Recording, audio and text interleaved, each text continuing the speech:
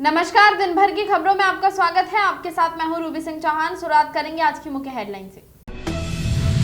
अधीर रंजन ने बताया चुनाव आयुक्तों के नाम। पूर्व आईएएस अफसर ज्ञानेश और सुखबीर बने इसी आरोप। मीटिंग से 10 मिनट पहले मिले 6 नाम। एक देश एक चुनाव कोविंद कमेटी ने राष्ट्रपति को रिपोर्ट सौंपी। इसमें 18,000 पेज 2029 में एक साथ चुनाव कराने की सिफारिश। सीएए पर साफ बोले लोग ममता का साथ नहीं देंगे। वो राष्ट्रीय सुरक्षा पर राजनीति कर रही, उन्हें घुसपैठियों और शरणार्थियों का अंतर नहीं पता। केजरीवाल के घर के बाहर हिंदू शरणार्थियों का प्रदर्शन। कल कहा था शरणार्थी आए तो चोरियां लूट पड़ेगी, आज बोले हमारे हक की नौकरी उन्हें दी जाएगी। संदेश खाली में साजा शेख के ठिकानों पर पहुंची ईडी। जमीन हथियाने से जुड़े केस में तलाशी, सुरक्षा के लिए सेंट्रल फोर्स भी था।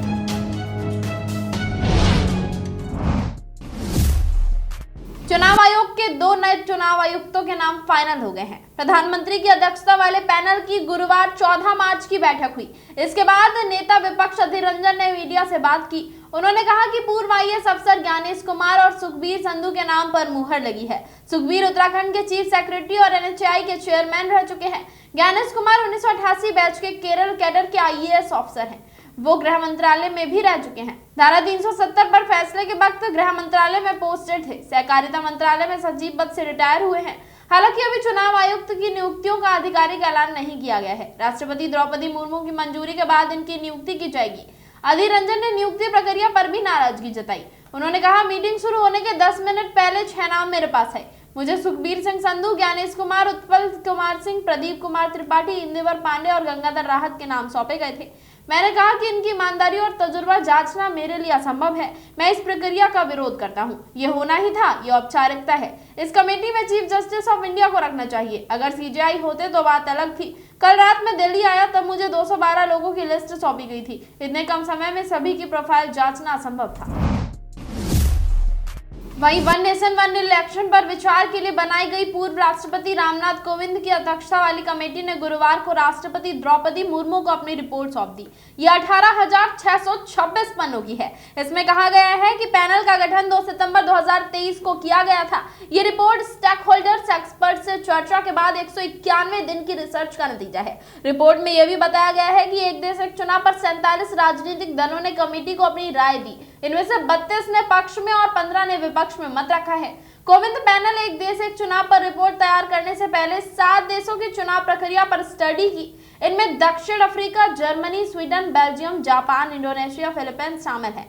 कोविंद पैनल के मुताबिक एक साथ चुनाव के लिए अन्य देशों का तुलनात्मक विश्लेषण किया गया, जिसका उद्देश्य चुनावों में निष्पक्षता और पारदर्शिता के लिए सबसे बेहतर अंतर्राष्ट्रीय प्रथाओं की स्टडी और उन्हें अपनाना था। वहीं गृह मंत्री अमित शाह ने सिटीजन अमेंडमेंट एक्ट पर चल रही पॉलिटिक्स पर बात रखी। शाह ने सीएए का विरोध कर रही बंगाल की मुख्यमंत्री ममता बनर्जी को लेकर कहा कि उन्हें शरणार्थियों और घुसपैठियों के बीच अंतर नहीं पता। न्यूज एजेंसी एनआई को दिए इंटरव्यू में गृह मंत्री ने कहा, मैं ममता बनर्जी से अपील करता हूं कि राजनीति करने के लिए कई और मुद्दे भी हैं। कृपया बांग्लादेश से आने वाले बंगाली हिंदुओं का विरोध ना करें। आप भी एक बंगाली हैं। ममता बनर्जी ने कहा था कि वो सीएए को लागू नहीं होने देंगी। उन्होंने बंगाल के लोगों से भी अपील की कि सिटीजनशिप के लिए अप्लाई ना करें। ऐसा करने से वो अवैध प्रवासियों की लिस्ट में आ जाएंगे और उनके अधिकार छीन लिए जाएंगे।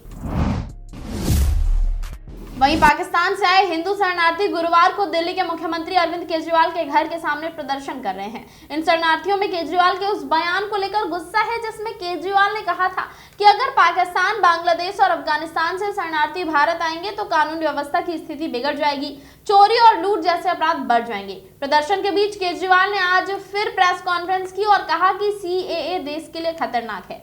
पाकिस्तान, बांग्लादेश और अफगानिस्तान के अल्पसंख्यकों के लिए भारत सरकार दरवाजे खोलेगी तो उन्हें यहाँ नौकरियां और घर दिए जाएंगे। भारत में वैसे ही रोजगार की कमी है। यहाँ के लोगों की नौकरियां दूसरे देश से आए लोगों को दी जाएंगी, ये मुझे मंजूर नहीं। उन्होंने लोगों से सवाल किया कि क्या सामने पाकिस्तानियों की झुग्गी होगी तो आप सुरक्षित महसूस करोगे।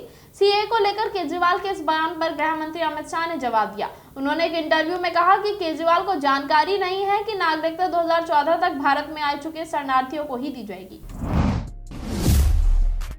वहीं ईडी की टीम ने 14 मार्च को टीएमसी से निकाले गए विधायक शेख शाहजहां के कई ठिकानों पर छापामारी की है। संदेशखाली के दमाखाली घाट से सटे घरों, दफ्तरों और ईंट भट्टों पर तलाशी ले रही है। ये छापे जमीन हड़पने के मामले में साजा से जुड़े एक नए प्रवर्तन मामले की सूचना रिपोर्ट का हिस्सा है। ईडी की टीम के साथ केंद्रीय सुरक्षा बल के जवान भी हैं जो मामले से जुड़े संदिग्धों के घरों की तलाशी ले रहे हैं। ये छापा साजा की गिरफ्तारी के कुछ दिनों बाद हुआ है। यौन हिंसा और जमीन हड़पने के आरोप में साजा को 29 फरवरी की सुबह पश्चिम बंगाल पुलिस ने उत्तर 24 परगना के मीना खान से एक घर में गिरफ्तार किया था जहां वो छिपा हुआ था। इससे पहले 23 फरवरी को भी ईडी ने जमीन कब्जाने के इसी मामले में पश्चिम बंगाल में करीब आधा दर्जन जगहों पर छापेमारी की थी। शेख साजा 14 मार्च तक सीबीआई की हिरासत में था। उसकी रिमांड आज खत्म हो रही है। सीबीआई उसे दोपहर तक कोर्ट में पेश कर सकती है। संदेशखाली में अब तक रेप और सेक्सुअल हैरेसमेंट की 17 एफआईआर लिखी जा चुकी हैं। 100 से ज्यादा शिकायतें दर्ज हैं। शेख साजा के खिलाफ भी 3 एफआईआर हैं। इनमें रेप, सेक्सुअल हैरेसमेंट और जमीन पर कब्जा करने की आरोप है।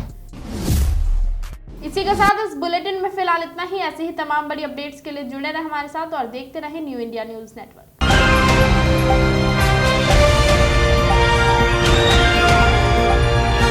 दिल्ली, हरियाणा, उत्तर प्रदेश, राजस्थान की हर खबर के साथ देखते रहिए न्यू इंडिया न्यूज नेटवर्क।